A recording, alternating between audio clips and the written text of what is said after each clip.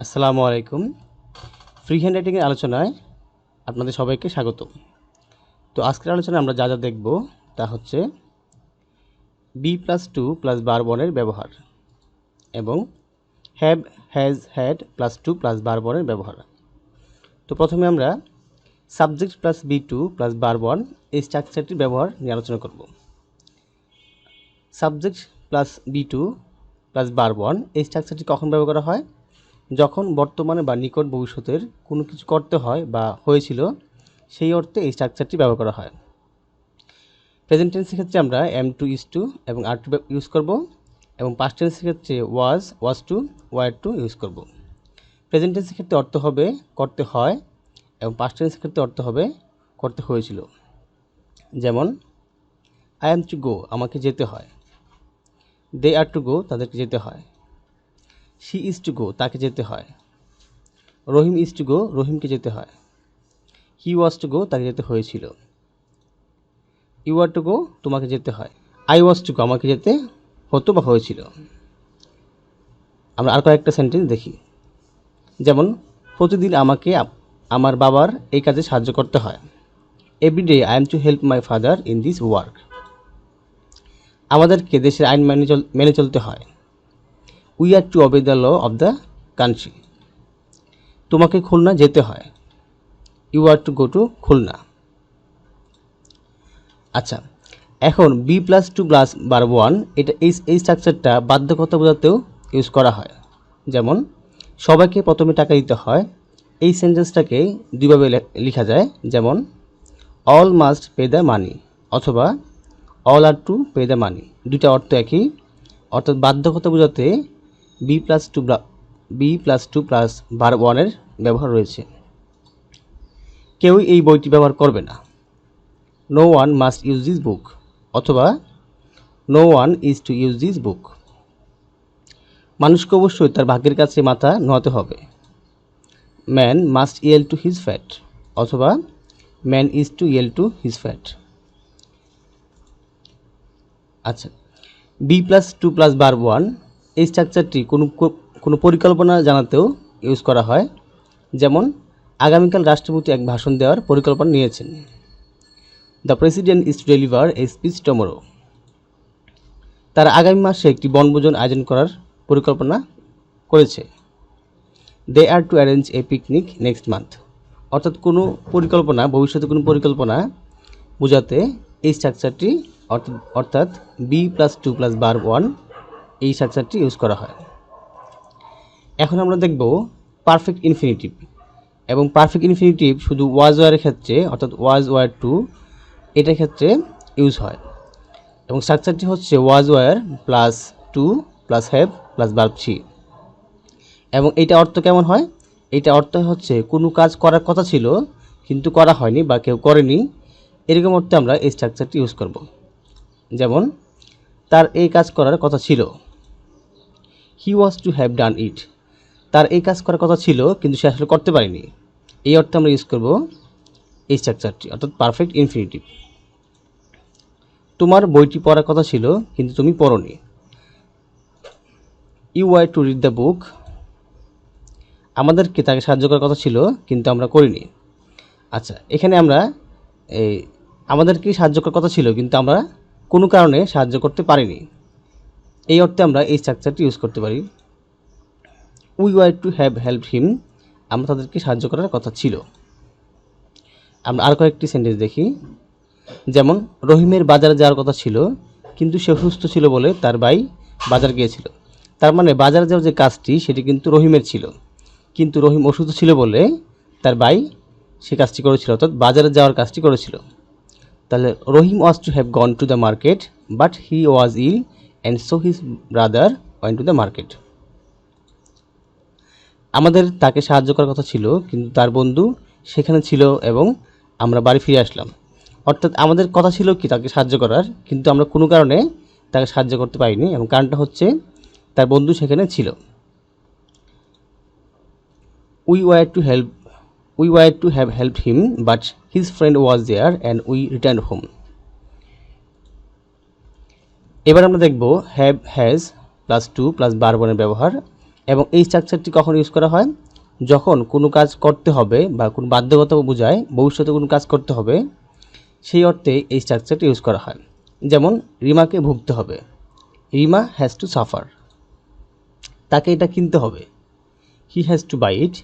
তবে এখানে একটি কথা বলে রাখি, be to plus verb one এবং have has to plus verb one, এই দুটার মধ্যে পার্থক্য হচ্ছে have has to plus verb one এটা বেশি বাধ্যকতা বোঝায় এবং be to plus verb one এটা কম বাধ্যকতা বোঝায়। তোমাকে সেখানে যেতে হবে, you have to go there. আমাদেরকে এটা বেচতে হবে, উই হ্যাভ টু সেল ইট। তাকে রাখতে হবে, she has to cook rice. আমাকে এই কাজ করতে হবে, আই হ্যাভ টু ডু ইট। অর্থাৎ সাবজেক্টের পরে আমরা সাবজেক্টের পরে হ্যাভ অথবা has to plus verb one use করব, তখন এটার অর্থ হবে কোনো কাজ করতে হবে বা কোনো বাধ্যকতা বোঝাবে। যদি subject third person singular number হয় তাহলে আমরা হ্যাজ ইউজ করব, অন্য ক্ষেত্রে আমরা হ্যাভ ইউজ করব। আমরা আরও কতগুলো সেন্টেন্স দেখি। If you want to remain healthy you have to eat a balance diet. অর্থাৎ যদি তুমি সুস্থ থাকতে চাও তাহলে তোমাকে সংক্রান্ত খেতে হবে, তাহলে খেতে হবে এই অর্থে আমরা ইউজ করব have to eat. If you want to prosper in life you have to work hard. অর্থাৎ যদি তুমি উন্নতি করতে চাও তাহলে তোমাকে কঠোর পরিশ্রম করতে হবে। এখানে যদি হবে, তাহলে কঠোর পরিশ্রম করতে হবে এটা অর্থ হবে you have to work hard. I need to attend the first class so I have to start early. ক্লাসে উপস্থিত থাকা দরকার, তাই আমাকে সকালে যাত্রা শুরু করতে হবে। You have to earn money in order to live. বেঁচে থাকার জন্য তোমাকে টাকা রোজগার করতে হবে। অর্থাৎ কোনো কিছু করতে হবে এই অর্থে আমরা have has plus to plus verb one এই স্ট্রাকচারটি ইউজ করতে পারি। আমরা আর কত সেন্টেন্স দেখি, যেমন আমাকে কঠোর পড়াশোনা করতে হবে, I have two study hard. তো এই সেন্টেন্সটাকে এভাবে লেখা যায়, I will have to study hard, আমাকে কঠোর পড়াশোনা করতে হবে, এবং এই দুটা মিনিং একই। তাকে তার মাকে সাহায্য করতে হবে, she has to help her mother. অথবা তাকে তার মাকে সাহায্য করতে হবে, এটা এভাবে লেখা যায়, she will have to help her mother. তাদের সেখানে যেতে হয়েছিল, দে হ্যাভ টু গো দেয়ার। তো have to plus verb one এটাকে নেগেটিভও করা যায়, এবং এটাকে নেগেটিভ করার জন্য যে কাজটা করতে হবে, প্রথমে ডু অথবা ডাজ, অর্থাৎ সাবজেক্ট এবং পার্সন অনুযায়ী ডু অথবা does plus not plus have to plus verb one এই স্ট্রাকচার ইউজ করতে হবে। কারণ have to plus verb one এটা হচ্ছে একটা সেমি মডেল ভার্ব, এবং আমরা জানি সেমি মডেল ভার্ব কোনগুলো, যেগুলোকে নেগেটিভ করতে আমাকে ডু ডাজ অথবা ডিড ইউজ করতে হয়, সেগুলো হচ্ছে সেমি মডেল ভার্ব। যেমন ক্যানকে নেগেটিভ করতে গেলে যে আমাদের ডু ডাজ ডিড ইউজ করতে হয় না, শুধু ক্যানের পরে নট ইউজ করলে হয়। যেমন he can do the work, সে কাজটি করতে পারে, সে কাজটি করতে পারে না, he can not do the work. এক্ষেত্রে আমরা শুধু ক্যানের পরে নট ইউজ করলেই হয়, কারণ ক্যান হচ্ছে একটি পিওর মডেল। আর যেহেতু have to plus verb one এটা হচ্ছে একটা সেমি মডেল, এই জন্য এটাকে নেগেটিভ করার জন্য তার প্রথমে ডু অথবা ডাজ ইউজ করতে হবে। তার সেখানে যেতে হবে না, he does not have to go there. আমাদের এই কাজ করতে হবে না, we do not have to do it. তোমাকে এটা কিনতে হবে না, you do not have to buy it. আমাদের সরকারকে এটি বাস্তবায়ন করতে হবে না, our government does not have to implement it. এবার আমরা দেখব had to plus verb one এই স্ট্রাকচারটার ব্যবহার। আচ্ছা, had to plus verb one এই স্ট্রাকচারটি কখন ইউজ করা হয়? যখন কোনো কাজ করতে হয়েছিল, অতীতে কোনো কাজ করতে হয়েছিল, সেই অর্থে এই স্ট্রাকচারটি ইউজ করা হয়। যেমন আমাকে যেতে হয়েছিল, আই হ্যাড টু গো। আমাদেরকে এই কাজটা করতে হয়েছিল, we had to do it. তোমাকে ভুগতে হয়েছিল, ইউ হ্যাড টু সাফার। তাকে গ্রামে যেতে হয়েছিল, he had to leave the village. Sorry, এখানে লিভ হবে না, এখানে গো হবে, he had to go to the village. তাকে রাখতে হয়েছিল, she had to cook rice. আমরা আরও কয়েকটা সেন্টেন্স দেখি, যেমন তাকে তার মাকে সাহায্য করতে হয়েছিল, she had to help her mother. আমাকে কঠোর পড়াশোনা করতে হয়েছিল, I had to study hard. এখন had had plus verb one, এটার নেগেটিভ হচ্ছে ডিড নট হ্যাভ টু। যেমন I did not have to go, আমাকে যেতে হয়নি।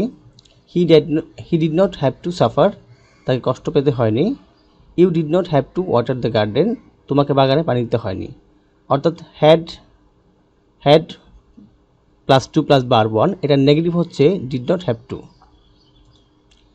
আমরা এখানে একটা জিনিস খেয়াল করি, did not have to plus verb one দ্বারা এমন কাজ বোঝায় যা কর্তাকে করতে হয়নি কিন্তু করার কথা ছিল, অন্য কোনো কারণে সে রেহাই পেয়ে গেছে। যেমন I did not have to water the garden because my brother did it, আমাকে বাগানে পানি দিতে হয়নি কারণ আমার ভাই কাজটি করেছিল। তাহলে এখানে বাগানের পানি দেওয়ার কাজটি ছিল আমার, কিন্তু আমাকে কোনো কারণে সে কাজটি করতে হয়নি, কারণ কি আমার ভাই সেখানে পানি দিয়ে দিয়েছে। এরকম আমরা যদি আর কয়েকটা সেন্টেন্স দেখি, শিলাকে গতকাল বাদ রাখতে হয়নি কারণ তার মা হাসপাতাল থেকে ফিরে এসেছিল। তাহলে এখানে এই ভাত রাঁধার কাজটি কিন্তু শিলাকে করার কথা ছিল, কিন্তু যেহেতু তার মা হাসপাতালে ফিরে এসেছিল তাই তাকে আর ভাত রাঁধার কাজটি করতে হয়নি। অর্থাৎ Sheela did not have to cook rice yesterday because her mother return home from the hospital.